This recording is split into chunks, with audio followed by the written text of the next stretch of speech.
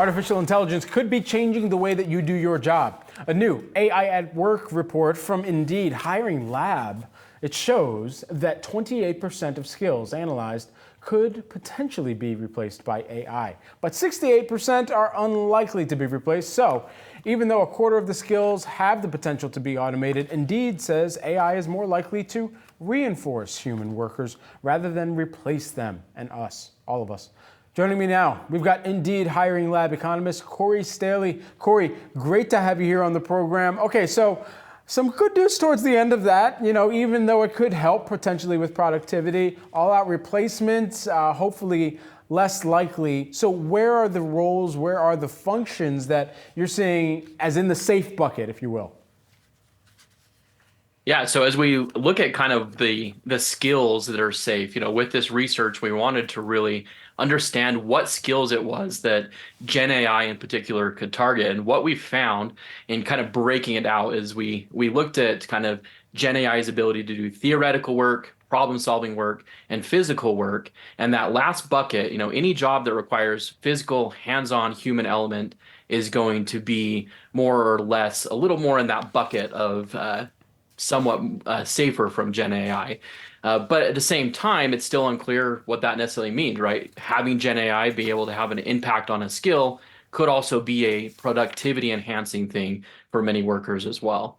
This is really interesting. 28.5%, about 29% of the skills analyzed could potentially be replaced by generative AI. Which skills do you think those are that are ultimately at most risk or most vulnerable?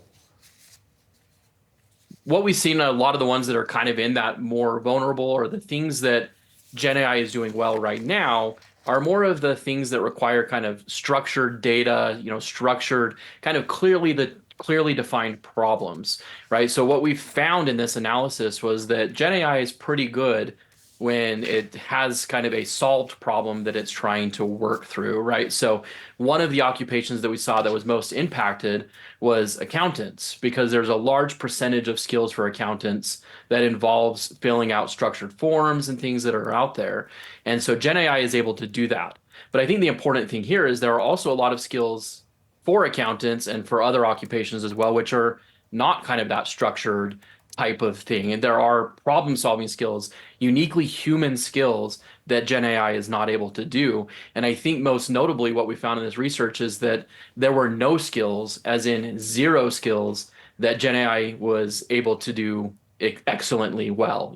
So really, at the end of the day, very unlikely that a lot of these skills are going to be going to genAI anytime soon. So with all of this in mind, I mean, we've discussed at length here for, it seems like a year, the need to acquire skills that are able to kind of co-work or co-pilot along with artificial intelligence. How can one go about acquiring those skills and still being a valuable or added value for so many companies out there that are still looking to have that human touch, but perhaps know how to work with some of the either new co-pilots or some of the new technology as a whole?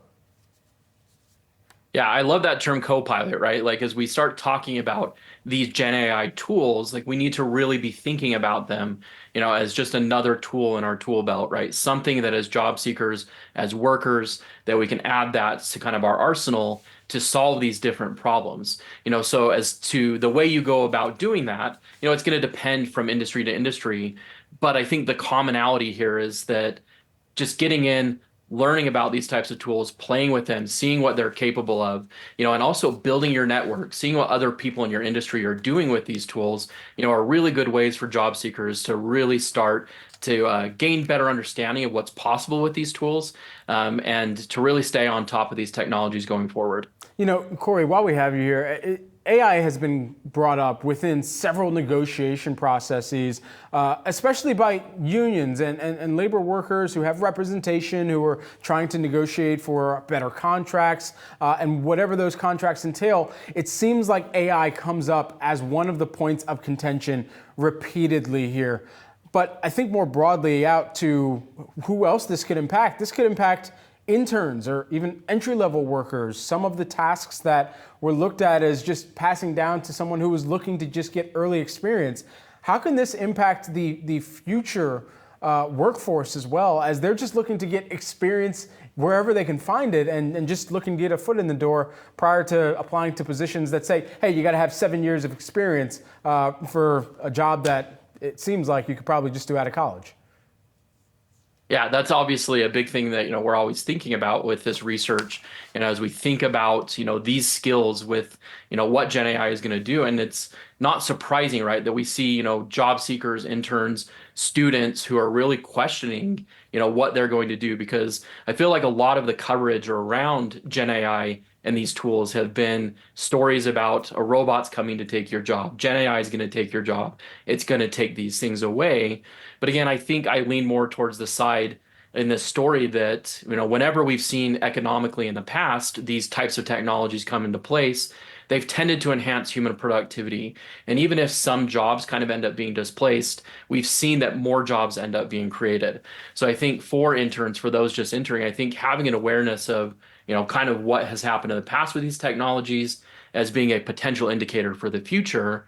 In other words, as we have more and more of these tools and they become more common, there's going to be new roles created, new jobs created that interns can start to look for. So maybe that internship will look a little different than it has, but there are going to be new opportunities arise from these technologies. All right, move over typing class. Hello, AI class. Cory Stahle, who is the Indeed Hiring Lab economist. Thank you so much for taking the time here with us today.